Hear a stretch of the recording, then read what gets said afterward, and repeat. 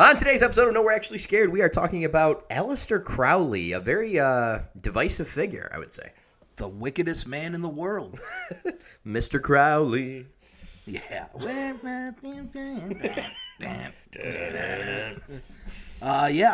He's a very interesting character. Put it that way. Put it mildly. He was into some stuff. So, the start of him, he was born Edward Alexander Crowley in 1875. That's like a lot of first names, I think. A lot of first names. Edward But he was Alexander English. Crowley. Oh. He was English. But his parents were very strict evangelical Plymouth Brethren. It's always the Catholic kids. His dad was a minister. Yep, it's always the Catholic kids. Well, he's not Catholic. He's Protestant. Well, you know what I'm saying. Christian kids, sorry. Yeah, but his dad used to travel around, and they were super strict that they believed, like, word for word, the Bible. Everything that the Bible said is what they believed in. Hardcore. Well, his dad ended up dying when he was 11. So he starts getting a little careless, and his mom starts to refer to him as the Beast. His mom refers to him as the Beast? His mom refers to him as the Beast. He was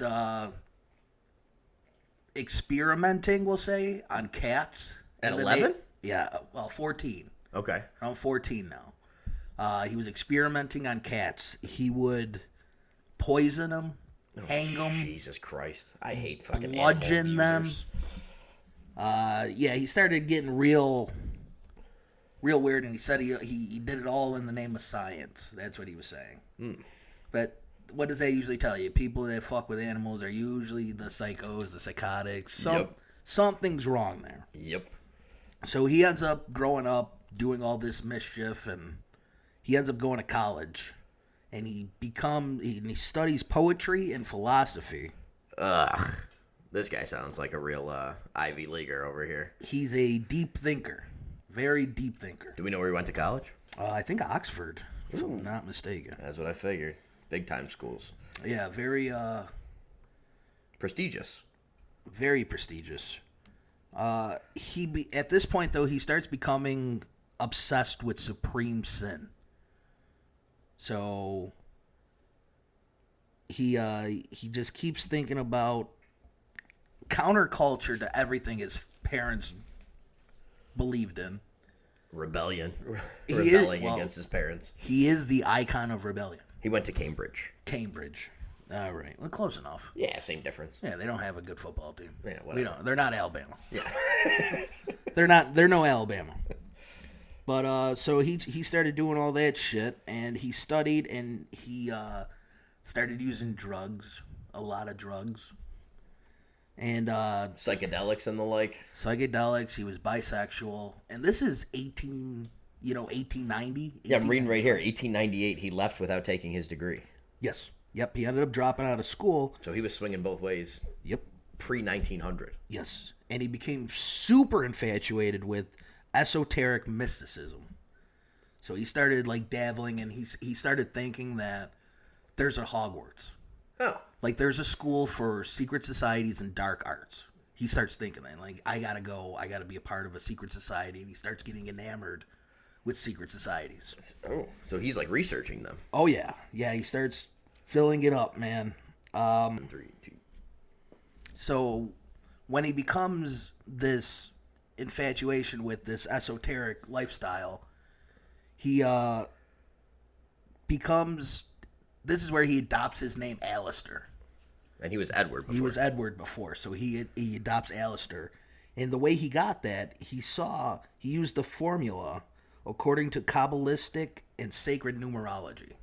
Oh, so he was into numerology. I didn't know Aleister Crowley was numerology. Big time. Everything that he does is like numerology. Really? Yeah, there's a lot of numerology with him. That was always like the one thing I was never interested in. It's pretty interesting. Like, there's a lot of connections with, like, conspiracy theories and Aleister Crowley. Yeah. Especially with 9/11, with the plane numbers, with the building number, the feet of the building. There's a lot of things that have a crossover between him and 9/11. Really? There's a lot. There's a lot. You went down a deep rabbit hole. I didn't go that deep. I didn't take that route. I thought about it, and I'm like, It's a whole different episode. that's one where it's like there'll be an episode. So he starts practicing the dark arts and reading about the dark arts, and he finds out about the Hermetic Order of the Golden Dawn. Now they are like a substation of Freemasonry. So their secret society, they believe in kind of like magic, we'll say. Like alchemy and all that, those kinds of things? Yeah, but they believe in magic. They practice magic. Hermetic principles, isn't that like the law of abundance and all those things? Mm-hmm. Part of this order is Bram Stoker. Ring a bell? The Dracula? Dracula. W.B. Yeats, he was a poet in England. And Sir Arthur Conan Doyle. Oh, Yeats? Yeats. Yeats. Famous poet. E-Y-Y-E. Y-E-A-T-S. Yep. Yates. That's my English literature degree. There you go. It comes in handy. You know what he did? What famous poetry did he have? No idea. I thought you were going to pour some knowledge on him. Get a sonnet going. No, but grandstand. Well, do you know who Sir Arthur Conan Doyle is? No, I don't. He created Sherlock Holmes. What? Yeah, so this guy, So they were poets, authors. Yes, a lot of like playwrights were in this. A lot of like Movie makers. falutin- Not yet. It's Well, you said 1900. Bram Stoker. Well, he wrote Dracula. Oh, he wrote the book. He wrote the book. Bram Stoker's Dracula is always what I see on the. Yeah. Yeah, Okay. yeah, All right. Yeah, I gotcha. He wrote the book. All right. There's your English degree paying off. Nah. So it was an offshoot of Freemasonry to further the study and practice of Kabbalah. Kabbalah is the ancient Hebrew method of esoteric study of consciousness and of the cosmos. That's what Madonna was into in the 90s. She was into Kabbalah. Yeah. A lot of movie starlets now. Donald Trump wrote in his book, thanks to my Kabbalah teacher. Did that like in Art of the Deal? Like there's in like the foreword was like, oh, thank you to my Kabbalah teacher, Kabbalistic. But it's a part of Hebrewism that's kind of like the ancient religion of Right. the esoteric side. Oh, Jesus. No, Jesus. Sorry. It's the Hebrew side. It's the Hebrew side. The Kabbalistic teachings speak of multiple realms between the three-dimensional physical world and the top of the tree of life. So there's three parts on this tree of life. This is kind of the basis, and especially when he creates his own religion. Yeah. The three-headed, the afterlife, the real life, and the underworld is all connected. To the tree of life. Yep. Okay. It's as above, So below. so below, as the universe, so the soul. So he's all into this. And the Kabbalah holds points of energy on the body. So it represents the reflections on the tree of life and our keys to reach a higher consciousness. So it's like Freemasonry. If you ever dug into Freemasonry, they have the 33 levels of Freemasonry. Once you become a master Freemason, you are in the level 33? What? Are you level 33? No. When you hit the last level?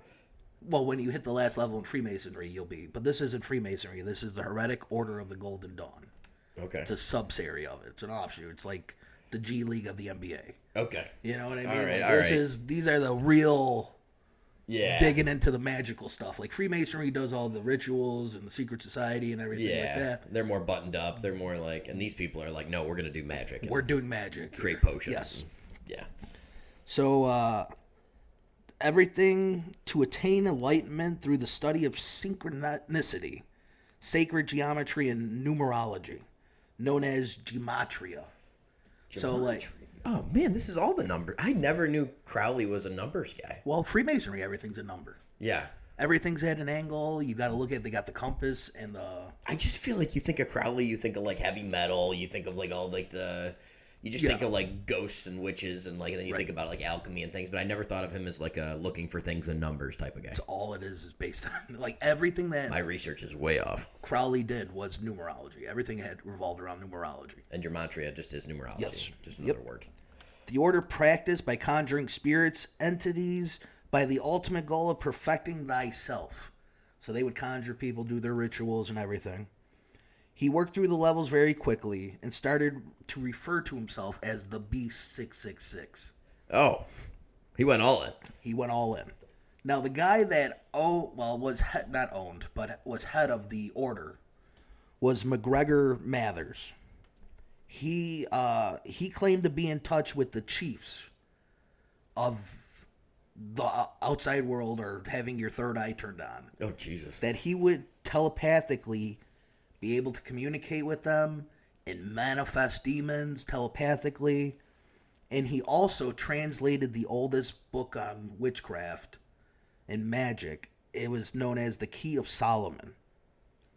Key of Solomon? So he translated... Is that like Solomon from the Bible, Solomon? Yes, Solomon from the Bible. So there's books about witchcraft? It all relates to Babylon. Oh. These are descendants from Babylon that they wrote down. So this is like ancient, like... Yeah. You're dealing with some crazy shit. Like, yeah. This is like a sub-Hebrew religion almost. Pre-everything. Yes. There's also the book of the sacred magic of Abramelin the Mage. He also translated that book. This is a teach yourself guide how to impose your will on nature. So it's like a very yoga-esque. Like they believe in like white magic and black magic, and you get a guardian angel.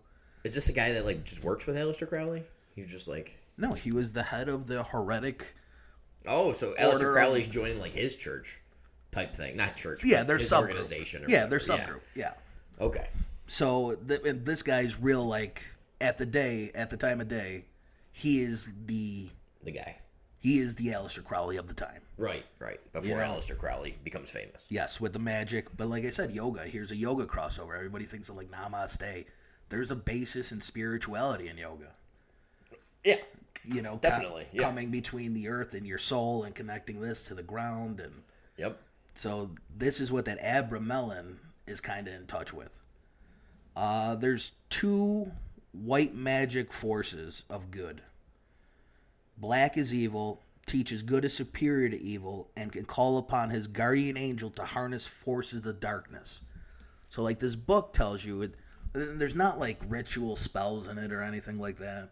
It's a book of angels and demons and which angel contacts which demon. Because which one's fighting against the other? Not fighting, but in this, they believe everybody gets a guardian angel. So when you get your guardian angel, he communicates to the evil side. You have to go through the guardian angel to communicate with the demon. Oh, and they want to communicate with and the demons. Guardian angel's supposed to keep your body protected as you're communicating with the dark side. So that's the only way that... That's kind of wild. It is wild. It's kind of wild to think about. So, like, you can't talk to the demon, but you can talk to the angel. Yeah. Who can speak to the demon, but protect you from the demon. Yes. So, are they going to try and go around the angel? Oh, we'll see. All right, let's go. We'll see if we get there. So, in 1899, Crowley purchases the infamous Boleskine House on the southeast shore of the Loch Ness, Scotland. On the south shore where the Loch Ness Monster is. Oh, okay. So early 1900s. He purchases a house there just to do a ritual. Where's he getting this money? All right, so he's a rich kid? He is a rich kid. Okay. His family was really, really wealthy. They, I guess, not just being preachers. They owned a brewing company and a bottling company, and they owned a company. He came from a lot of money. So their church was a tax shelter. Kinda.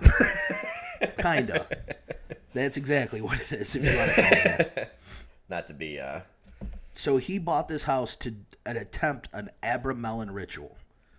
But at this point, he starts like bumping heads with the leader of the... Abramelin? The Golden Dawn. Yeah. So he starts bumping heads with this guy. Okay. And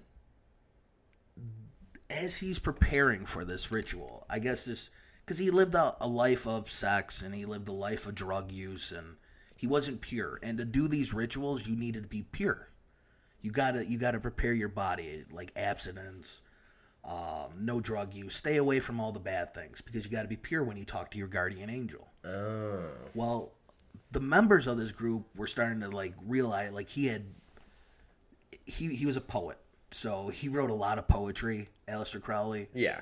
and a lot of it was dirty, sexual. Like, if you read any of it, it sounds like a Smut. Nicki Minaj song nowadays. but it was smut. And so during this 18-month prep time for the ritual, to keep your body and mind pure, this guy calls him back to Paris. And they want to kick him out of the order. Oh. Because he doesn't fit them. He's not pure enough. Okay, so even this organization wants to go through the angel. Right. So during the ritual, Aleister contacted Mage's guardian angel by binding and commanding the 12 Dukes of Hell in one's own mental universe. And I don't know what any of those words mean. In banishing their negative influence from Aleister's body and soul, with the end result giving the magician with spells of invisibility, hypnosis, and wealth. They gave Crowley those spells? Crowley was going to do this ritual, yes. Oh, that's the idea, to get that. To get that, yeah. Okay. Well, he ends up not finishing the ritual because this McGregor called him back to Paris to basically kick him out of the group. It's like a long-term ritual? Takes a couple of days or something? Takes a couple of days. Oh.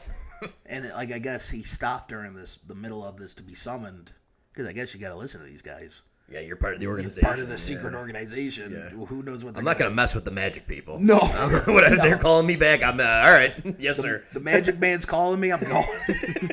I'm going. Especially when he says he talks directly, telepathically to them. So he gets called back, and where did I leave off? McGregor summoned Aleister to Paris during the ritual, leaving it unfinished, which leaves you open to possession. He is banished by the order and dives fully into black magic now. So instead of going through the light. Screw the white magic. I'm totally black. Let's go black magic. Let's go dark. Let's go demon. Yep. And it's always a huge thing with all the rituals, with all the talking to the dead, with all the things. You have to close the portal. You can't leave it open. So if he leaves a ritual half open. He left it open. So after this, he kind of travels around. Like you said, he's got money. So for that time period, he's going to Asia and studying the culture and doing rituals there. He's going to Africa. He's going to Greece. He's going to other parts of Europe. He's traveling all around. Trust fund kid. Yeah. So he ends up hooking up with his buddy Alan Bennett, who ended up taking a lot of drugs with him. They were getting high on ether. They were doing ayahuasca. Oh. They were smoking hashish. They were doing everything. They were party time. Okay. Party time. All right. So he goes on one of those trips, and he comes back, and he meets Victor Newberg. Newberg knew him from college, from Cambridge.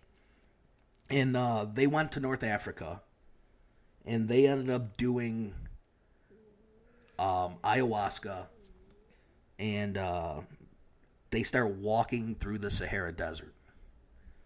Now, during their... I didn't realize how global this guy was. He was just bouncing around the He's world. a world traveler. Yeah. World traveler. So they start walking into the Sahara Desert, high on mescaline. And they summon Choronzon. That's the demon? Known in the occult world as the devil himself. What? Yep. So how many names does the devil have? Well, these are his demons. Huh.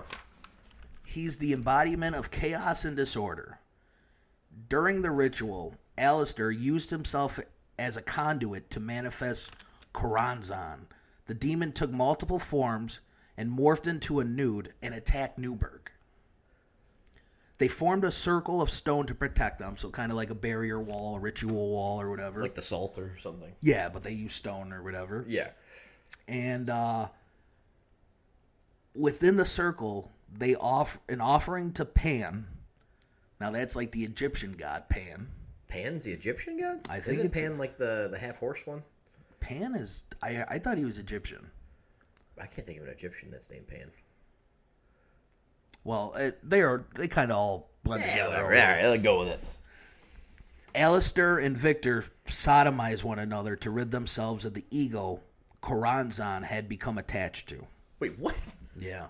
So Like, his whole basis is going to be, like, sexual magic. This is, like, his epiphany, where... This is like the Chili Peppers, blood, sex, magic. Exactly. It becomes his defining moment. And he realizes the power of sex that unrivaled any power of manifestation. It controls... It's an easy way to manifest a demon by having sex or including sex into these rituals. Oh. So not only being high on mescaline, it's having sex and to bring on these demons. He just linked up with his buddy, took a trip out to Africa, summoned a demon whose name means the devil himself, and then sodomized his friend. Yes. And like at the time that Karanzan was like the end all be all. Yeah, this is like, let's do it. Pan's a Greek god. Is it Greek? Greek. Yeah. Like I said, there's a lot of mythology with him. Rustic music, impromptus, and companion of the nymphs. Hindquarters and legs of a goat. So you were right. Yes. There you go. All right, I got that one. Now, Nuremberg never fully recovers from this ritual. He ends up going back and was like, this is too much. He's like, I didn't get any from Aleister Crowley. this is but I watched some shit go down and I'm out. This is way too much for me. So Aleister, he ends up returning to England in 1904, and he surrounds himself with aristocrats and high society artists. One of those artists was Sir Gerald Kelly. Kelly would soon go on to be a favorite of the royal family. He would be the painter of the coronation portraits of King George VI and Queen Elizabeth. Doesn't it make you wonder if he did rituals or something to get into the royal family, or are the royal family interested in the rituals? And he got knighted. Chicken before the egg, I don't know. He did something right, or he's rubbing shoulders with the right person. He also was the president of Burlington House Royal Academy, a high member of Royal Fine Arts Commission, and he was knighted in 1945. So this guy was pretty up there in society. Yeah, he was rubbing shoulders with the right people. He was up there in society. But it makes you wonder, did he use these powers to get in with the royals, or did the royals see these things and maybe they wanted somebody from I'm sure they were into it. I'm sure they'd be. I think we're going to get into... The royals are fascinated with bloodlines and things, too. 100%. Yeah. Well, here's the crazy thing, though. Gerald Kelly had a sister, Rose, who is infatuated with Aleister Crowley. Oh. He ends up marrying Rose. Oh, that's wild. Right? Wonder if he sacrificed his sister to get in with the royals. All right, I'm stuck on this. All right, keep going. On their honeymoon, they went to Cairo. What's in Cairo? Honeymoon in Egypt? What's in Cairo? The pyramids. The pyramids. So if you're a ritual guy, Satanist, where do you want to do a ritual? At the pyramids, right? These insane... You want to talk to Horus. You want to talk to Amun-Ra, right? Yes. Well, they're both... Anubis, everybody. I think that's the big death one. I think Horus is the god of the underworld. Yeah, Anubis is just like a guard. Yep. He's the one that rips your heart out. So, on their honeymoon, he wants to do the bornless ritual. Or headless. Okay.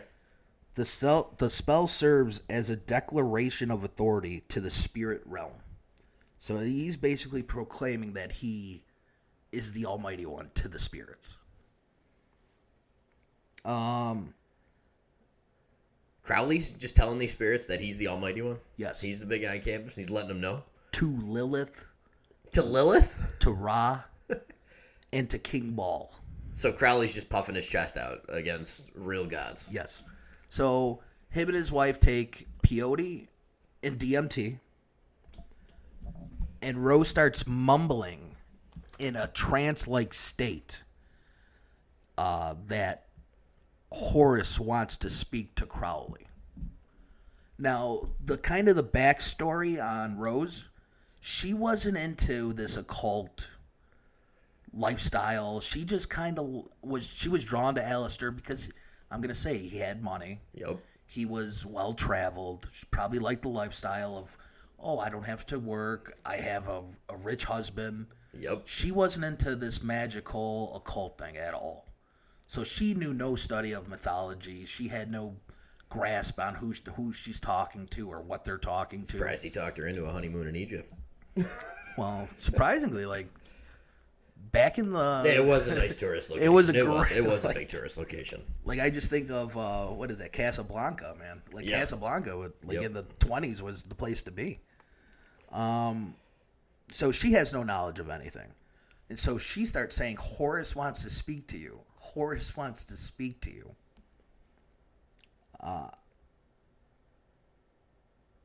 In the words, the book of the law, which would become the Bible of his new religion.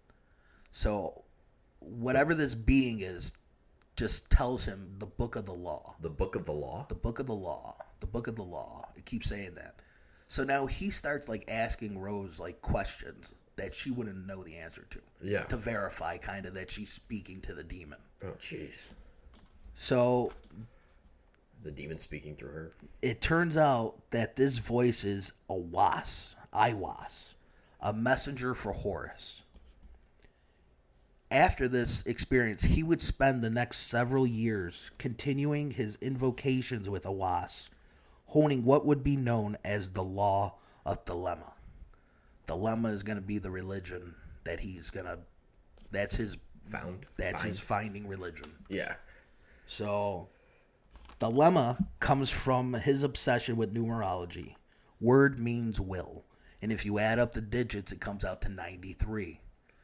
Now, we touched on a little bit of a subject of what was 93. Well, one of the planes in 9/11 was Flight 93. That's just one of the little entryways into that. Yeah. There's something with Late Night with the Devil with 93, too. I can't remember what it was. Yeah, I think they put it in there as like a Crowley Easter egg. Probably. Maybe it was 93-minute runtime. Yep. Something like that. Maybe. So he ends up going back and he's obsessed with Dilemma. Like Rose writes about it in her diary, saying that he beats her, he's an alcoholic, he's a drug addict. I mean, he's kind of pushed her to the side. They end up having a child, and the child ends up dying. Oh. So he kind of abandons his family, and Rose turns into an alcoholic, and she goes into a depression, and she ends up getting institutionalized. Oh, his wife got institutionalized. Yeah. Where are we now? Like 1920s, probably? Probably early 1910s, somewhere in that range. And now, as this time, too, he's writing books about this. Right. So you got it, like, his words getting out there. Like, he's writing poetry, he's writing books. He wrote the book of Dilemma, the Law of Dilemma. You gotta love the times that the guy writing about talking to the Egyptian underworld gods is not institutionalized, but his alcoholic wife is. She is put away. She is put away. She ends up, so their one kid dies. She ends up getting pregnant again, and Sir Gerald Kelly ends up taking the child, and Aleister wants nothing to do with him. He is just fully committed to the demons. Oh my God. Fully committed to the demons. So he's writing these books, and there's this man called Theodore Roos who ends up reading one of his books. I forgot which one it was. He's a master Freemason and founder of a Rosicrucian mystic society, Ordo Templi Orientis, Order of the Eastern Templars, the Knights Templars. Oh. The highest order of Freemasonry you could get to. Like the Scotland Freemasonry, like, yeah, you can't get any higher than of a sect of Freemasonry than that the sect. Knights of the Templar. Yes. Right. Royce tells Crowley he has given away the grandest secret of occult history and made him a 9th degree Mason of the OTO. And as a Mason, you are promised immortality. You will go to the celestial lodge above and live forever. Where do they get this promise from? Yeah. Crowley discovered through demonic intervention is immortality is conveyed through tantric sex magic. Tantric sex magic. Later, Crowley becomes a master Mason. He wrote many of the ceremonies that are still used by modern branches of the OTO today. So this guy finds him, reads one of his books and is like, how does he know our secret? How does he know our secret? He's not in our society. So I'm going to go contact him. And he went to go contact him, stayed at his house. That's insane. So you think he's alive in the lodge somewhere? Eternal life? Well, in the eternal life, in the eternal lodge. Oh, that's fucking creepy as shit. So he ends up writing a lot of their rituals and ceremonies inside this OTO. Yeah. Still in use today is the Gnostic Mass. This is the Mass where they contact Baphomet. There's a priest and a priestess. This part freaked me out. Like, I texted you when I was doing this research. Yeah. Dude. This is the one they were doing the reading out of. And it felt like my house was shaking. Like, they child sacrifice in here. There's blood rituals in this. There's child sacrifice in this. That's Baphomet's big thing, is child sacrifice, It's right? crazy. Ugh. So they have this ritual. They do the ritual, and they eat a cake of light. Similar to what you would get if you were a Catholic, would be like the Eucharist. Okay. Or Holy Communion. But the cake of light is bodily fluid. Oh. So that would be of the priest or the priestess. Ugh. So you got to think they're having their sexual This is all mingling. orgy child sacrifices? Yep. And they would, by doing this ritual, you are granted extra dimensional power. They're still doing it? You think? Well, 100%. I believe it. Yeah, why not? I mean, hey, what's the difference between people going to church on a Sunday? Yeah. This might not be publicly. Well, you got to be a 33rd degree Freemason to do it. So, and invited into this order. It's got to be top notch, behind doors, buttoned up. And like I said, this is like, hey, not everybody could come here. Yeah. Like, you got to be invited. You got to be contacted. Like, they don't just pull in the rando off the street. Like, hey, man, you guys, I'm looking to do some sacrificing. This do you think is insane. I could join? It is funny, though, how all these guys, they have to look for eternal life because the life they lived is so...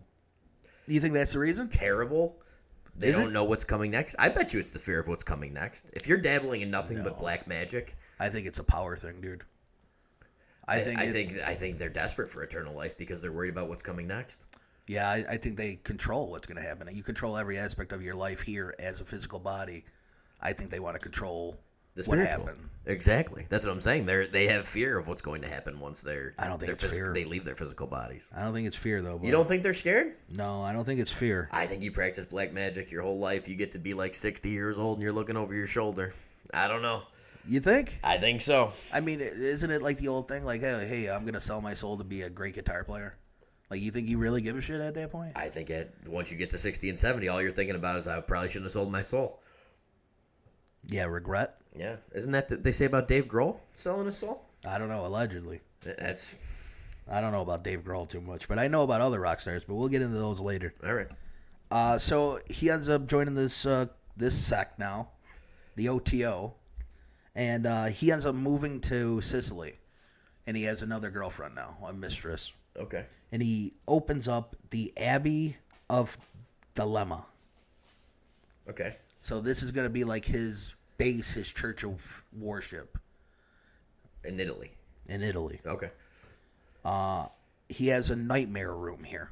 A nightmare room? A nightmare room. Can we get a nightmare room? That'd be pretty cool. That sounds fucking awesome. Yeah, except minus all the deities that he drew on the walls. Oh. For the rituals that he's going to partake in. Yeah, I don't want to do any of those. I just want to have a nightmare room. So he has this nightmare room. He ends up having another daughter there with his mistress. The Italian. Got to be a charismatic guy. Or maybe he just has a lot of money. And I think he's an interesting guy. I mean, like, that's one thing women are interested. I mean, if you're interesting, doesn't matter what you look like. You could look like Satan, and you're gonna pull in some women, man. It's true. I mean, he's into everything. He's an open both sides, swinging door. This guy. In the 1910s. In the 1920s. Well, now it's about 1920. Okay. So he ends up opening this house, and they're doing rituals every night. He's having people come over, followers coming over in this nightmare room doing rituals. But a problem happens. In 1923, Raoul Loveday, a follower of Aleister Crowley, ends up dying of dysentery. And he dies at the Abbey. So it starts getting printed in papers that, hey, Satanists got killed here. It's real, yeah. So a little history tie-in. Do you know who Benito Mussolini is? A little bit of a dictator. Yeah, he bans Aleister Crowley from Italy. Oh, wow. So that's like a mark of honor, though. Like, that's what gets people interested in you, because you're having a dictator come out and say you're not allowed to do this here in my country. So now that's like a huge mark of rebellion and honor for you, for all people to look into him.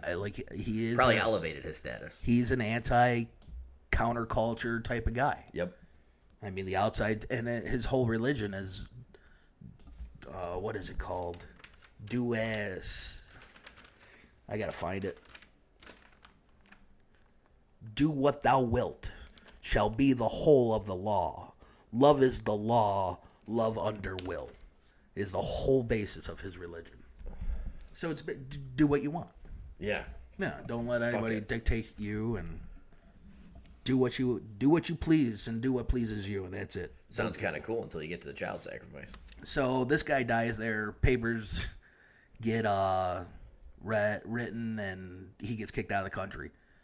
Soon after this happens, his new daughter dies on his 45th birthday. So a ton of his kids are being taken. He only had 2 kids, or 3 kids. Oh, Two one's of them, being watched by Gregory. One's being watched by Gregory, and the other 2 died. You ever wonder if he, like, pledged them? I mean, he was a drug addict. Oh, that's I'm fair. sure the mother and father aren't doing. Kids didn't live that great either in 1909 or whatever. Right. Shortly after this, Roos, the guy that took him into the OTO, dies of a stroke too. Oh. So Aleister, kind of being second in command, takes the role of the outer head of the OTO. So he's the leader. Oh, shit. So with this, he rebrands the OTO fully into Dilemma. Okay. And travels to the U.S. now. And he's giving lectures at Masonic lodges in the U.S.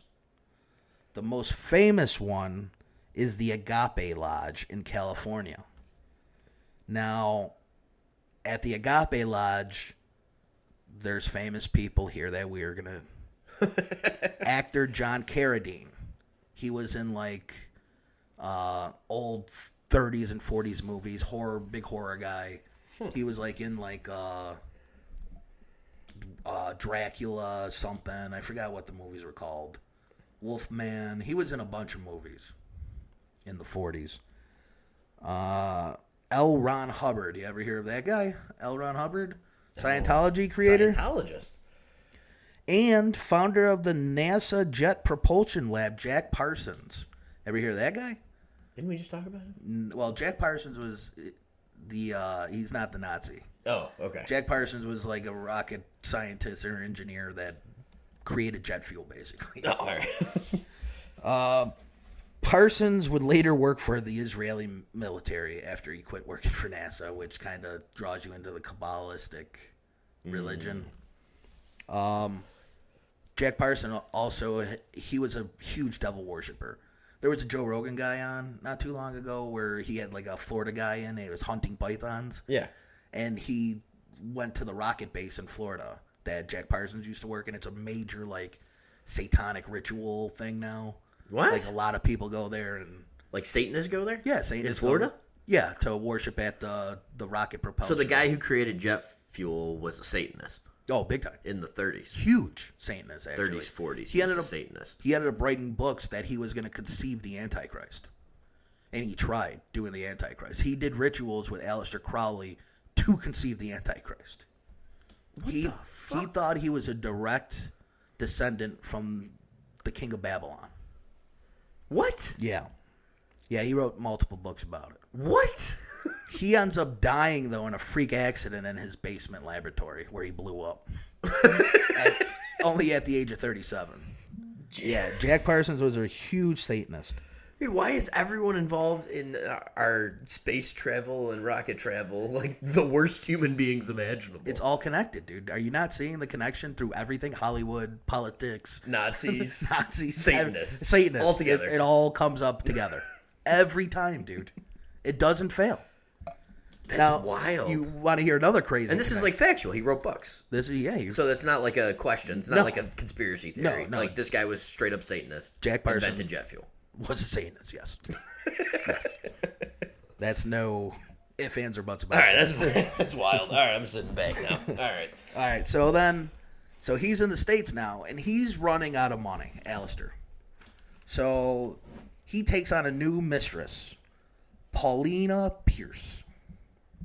She ran around with Aleister for about like a year and a half or whatever. She was married the entire time. Oh, in California? She worked for Aleister though as like his magic secretary. But he had an affair with her. So she ends up going back to her husband in 1924. In June of 25, daughter Barbara Pierce was born. Fourth kid. No. Well, it could be an Aleister kid, but we don't know. We don't know. Do you want to know who her husband is? No. Oh. Who her daughter is? Who's her daughter? Barbara Pierce. Is that... Just think about the first name more than the last name, because that last name's going to change. Barbara. Think of Barbara. Get the fuck out of here. She ends up growing Dude, get the fuck out of here with that, dude. She ends up growing up and marrying former Skull and Bones member, former director of the CIA, and 41st president of the United States, George Walker Bush. Get the fuck out of here. Yeah. So the wait, back up. All right. Magic secretary has an affair with Aleister Crowley. Has an affair with Aleister Crowley. Goes back to her husband. Yes, who was actually he owned Occult Publishing, was a huge printing press, printed books for years. She must have looked good. She was a good looking lady, I'm sure. Yeah, but she might have been obsessed with the lifestyle. Interesting guy. And she gave birth to the Bush death cult. She gave the wife of patriarch. The Bush death cult and the matriarch, of the Bush death cult. So. Yep. Barbara Bush was born to the woman that Aleister Crowley was having an affair with. Yep.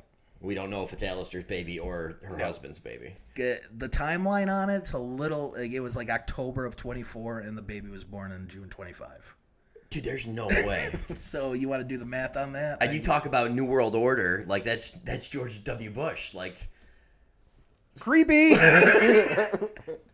Creepy, right? I never knew any of this. I'm like reading it now. I'm like... Yeah, I went a little deep on it, man. What the fuck? So, after this, he kind of fades away. He had like chronic bronchitis. He was just doing a little bit of traveling in the States.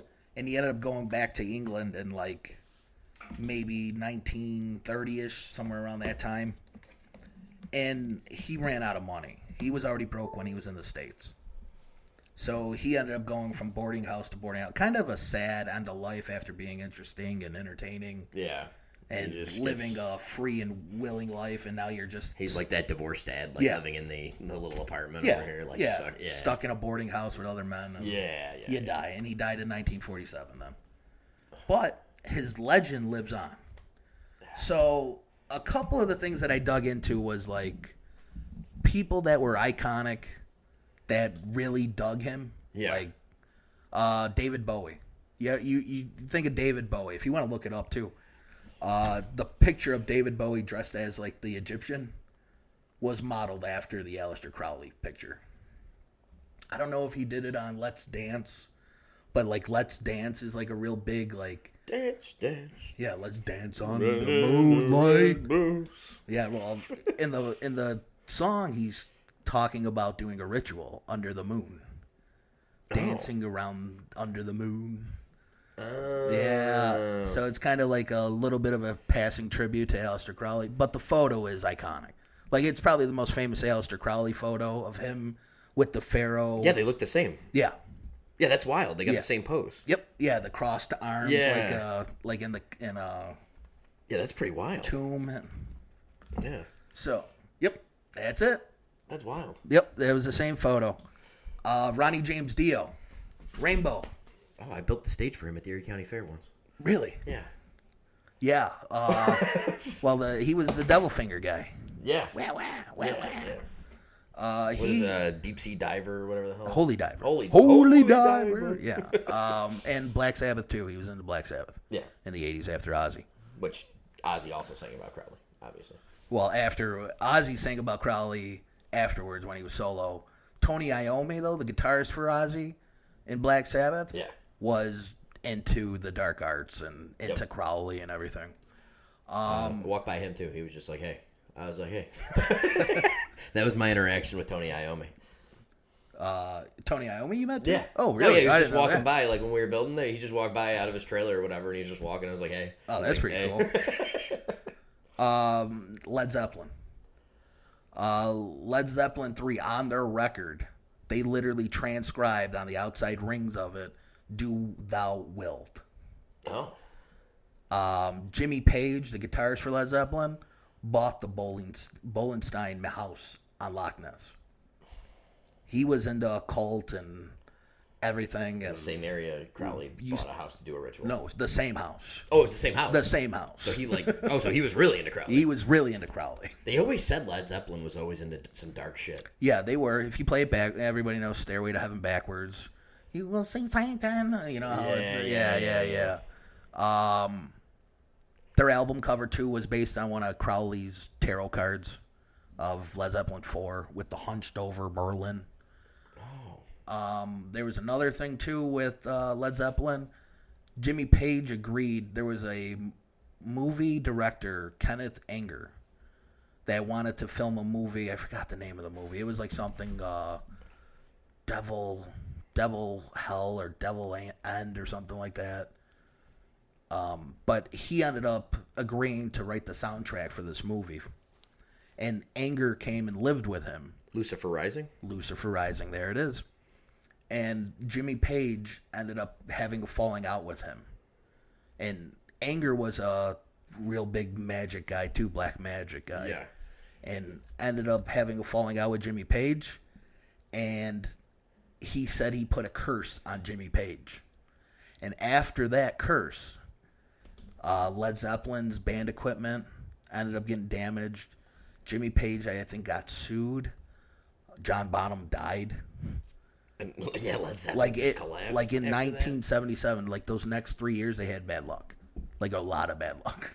And then that's kind of crazy. And then after Bonham died, Zeppelin ended. Right. So I mean, that's a little weird one. That's wild. The Beatles. The Beatles. All right, this is a fun one. We'll dig into this one real quick.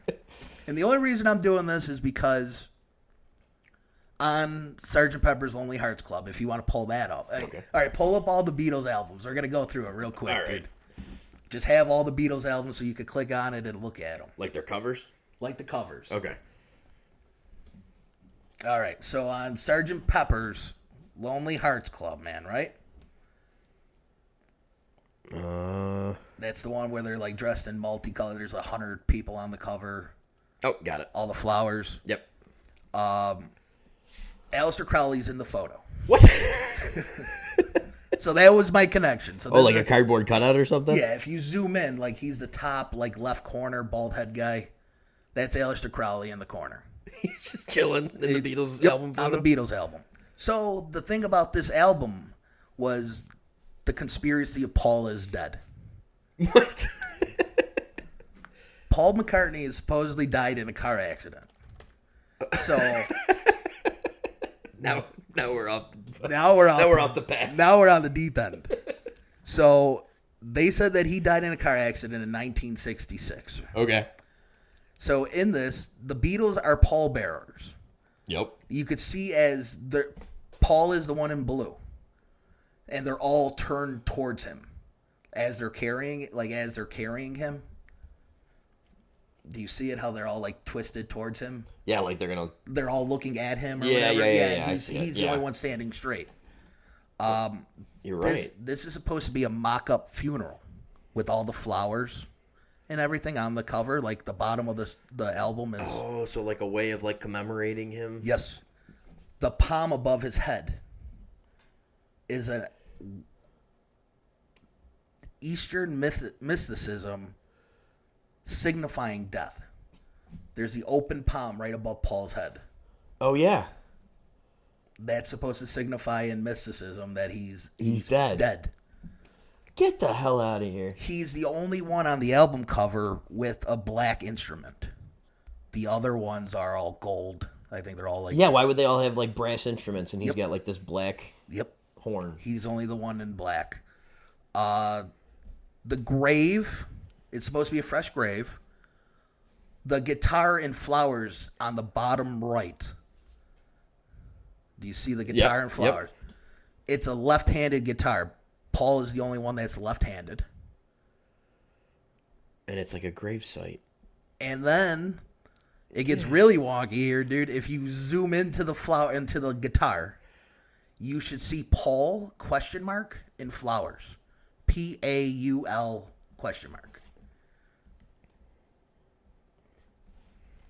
Not seeing it. Not seeing it? Not seeing it. Do you see it? I looked at this picture 17 times yesterday. I see it. I see the P, I see the A, I see the U, I see the L, and I see the question mark. I see it now. Like I said, whatever. Yeah. And then I guess if you... That one's a little bit of a stretch. That one's a little bit of a stretch. Now this one, you got to invert the picture of the bass drum, and I guess it says 11/9, he died. Like when you invert, you got to take a picture of it and line it up. Oh, like a backwards on the type bass thing? drum. Yep, where you inverted. So you got to look at it in a mirror. Yep. It's supposed to say 11/9, he died. Now, when you open up that album, there's a patch on Paul's shoulder. He's the only one that has a patch on his outfit that says OPD. And now OPD in the UK is officially pronounced dead. It's RDOA. Dead on arrival, DOA. Oh. So he has OPD on his patch, on a shoulder patch. On the back of that album, Paul, there's a picture of all four of them, and the other three are facing you, and Paul's looking away. Dude, that's a wild album, then. That's only one album, dude. There's and what is six this? more. Is this like an earlier? Like when does this fall into their discography? In the middle, or is this the first one? 67, 68, somewhere in that range. So it's a later one. Well, they only made albums to 70.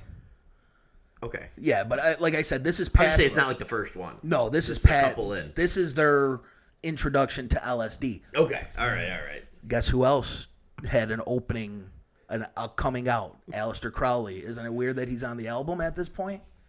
This is their first one where they get weird. That's insane. They get into the psychedelics in this album. And Paul's gone. Lucy in the Sky with Diamonds. Now there's a song, Day in a Life, on this album. He blew his mind out in a car. They start giving you little hints in their music. On how Paul died. Also, it's your introduction to Billy Shears at the beginning of their album. It says, Billy Shears, ding, ding, ding, ding, ding. You know, if you listen to it, You'll hear it. Like, it's clear as day. So the next album is Magical Mystery Tour. So this one is a simpler album cover, not so much going on it.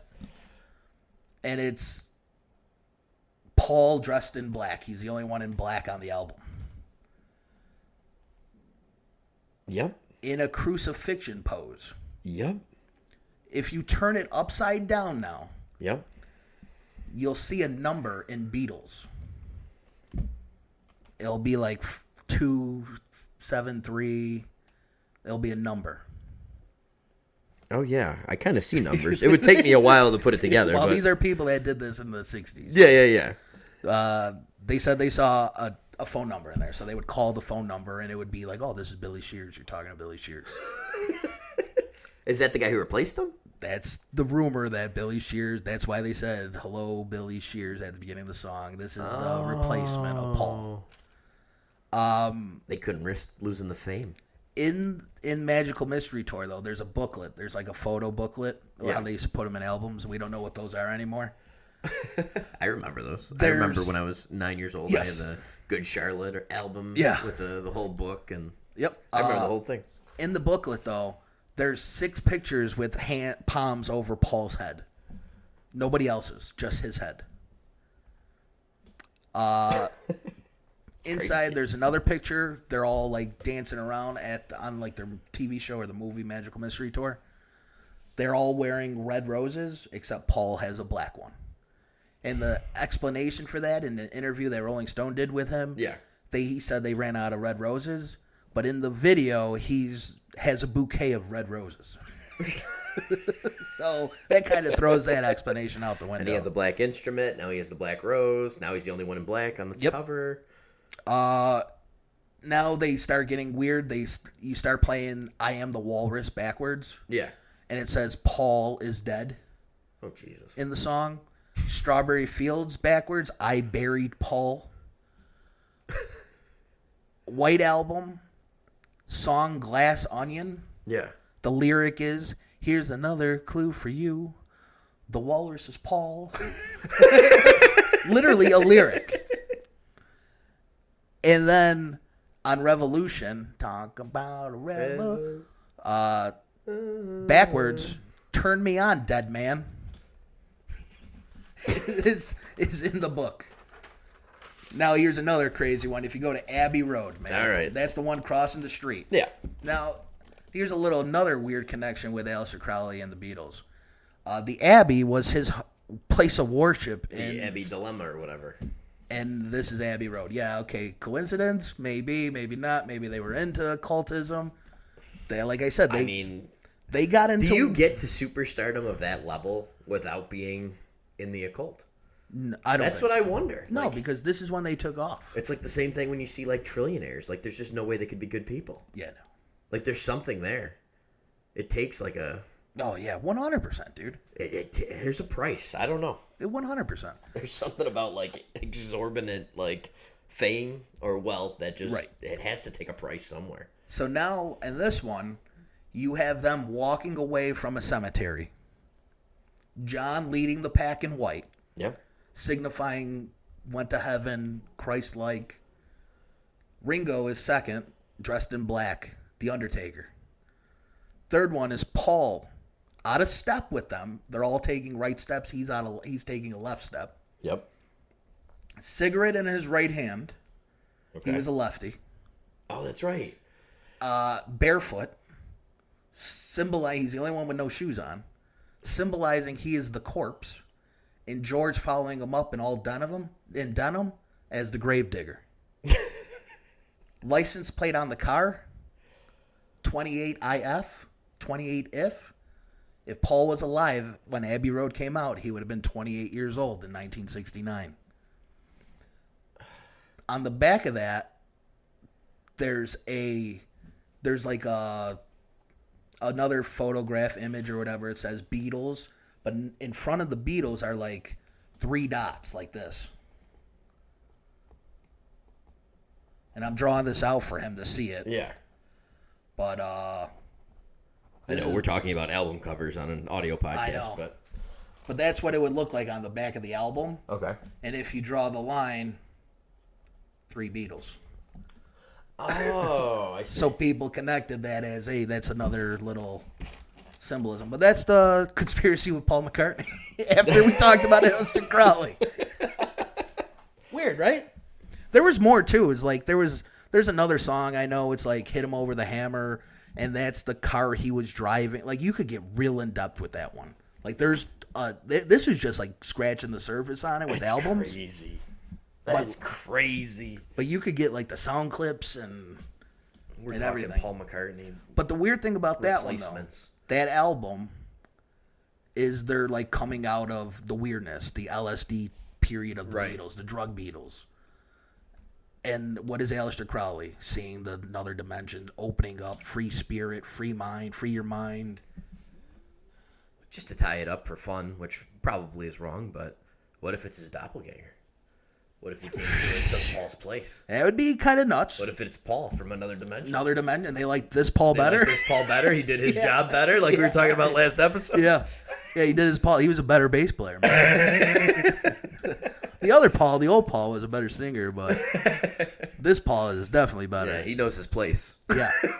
Yeah, it's a fun one to finish with such a serious topic as like Aleister Crowley. Yeah, it is amazing how many celebrities and and like this is probably as like G-rated we could keep it because of all the ceremonies and everything. Sex magic. It was bad, dude. Like child sacrifice, like pedophilia, everything like that, dude. And it's just that shit's a little too dark for me. Try to keep it light here. To wander in that, but if you guys want to dig in more, you go ahead. Crowley's insane.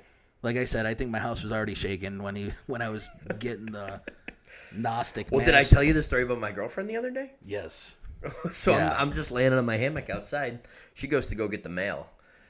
She looks out the door. Like we have like a little breezeway. You look out the front window. And you can see like our mailbox down like a long driveway. She sees an old woman looking to cross the street. There's nothing across our street. Like, it's just a field. What? She just sees an old woman there, like across the street, and she comes back to me. She's like, there's an old woman in front of our house in our driveway. Get the like, fuck looking out like of she's here. going to cross the street.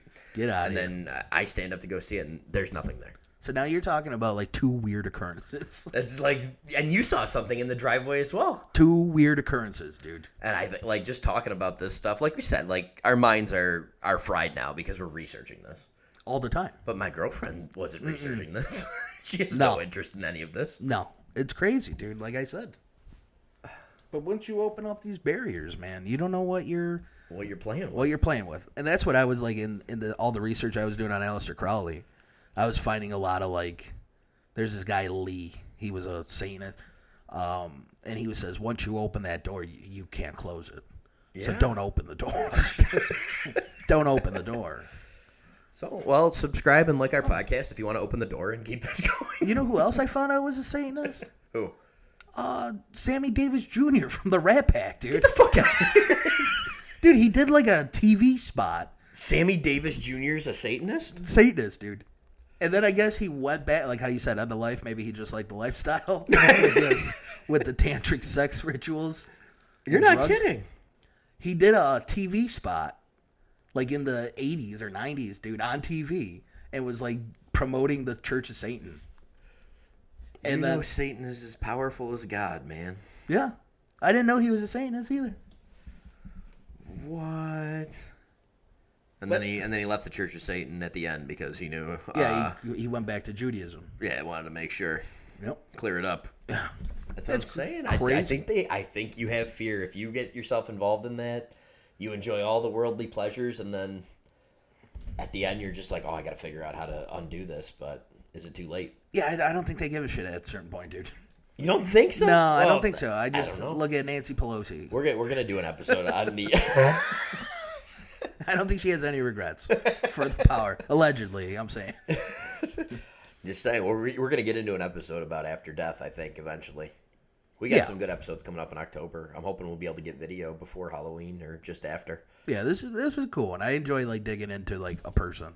Yeah. Like, it's different. Let's do it, like, instead of just a story. I didn't know any of this. I didn't know he was a big gematria guy, because I always hated the number thing. You always hear these number guys, and they're just always like, I saw 23 in the cloud, and there were 23 letters, and if you reverse the letters and add 12, it becomes 23, and then I'm just like, yeah, it's a little too much for me. Right, buddy. But it is true that, like, Judaism, almost the entire religion is mathematical. Kabbalistic. No, even the Torah, I believe. The Torah is? Like, the Old Testament, like, I think is, like, it's mathematical. Yeah? I think so. Did you ever see the movie Pi?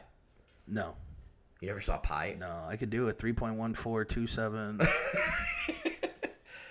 The movie Pi is great. That's another one, like, a bunch of, like, rabbis are, like, coming after this, like, guy because he's a mathematician, and he's, like, the only guy smart enough that they think he could, like, crack the code of, like... Da Vinci Code. Basically do all this stuff, like crack the code and, like, eternal life and all, like, this terrible stuff or whatever. Yeah, numerology is a weird thing. It's like a black and white movie, but it's, like, a real famous movie. But it's not, like, old. It's, like...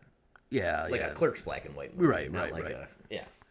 Yeah, it's a weird thing. Like I said, you could dig into the 9/11 thing with numerology, and a lot of events happen that they base numerology around it. Like, you could get into a rabbit hole. Yeah, like I said, if you are into numerology, give me the lottery numbers. Yeah, that's it. And I'll believe you. Yeah, tell me. You should be able to predict the whole future. Exactly. All right. I think that's long enough. Good enough episode for us, guys. We'll be back what's next week? October. What episode are we doing next week? 11. I don't know. Whatever. Whatever. We'll figure it out, guys. Something about ghosts or conspiracies. Sure. Have a nice day. Bye.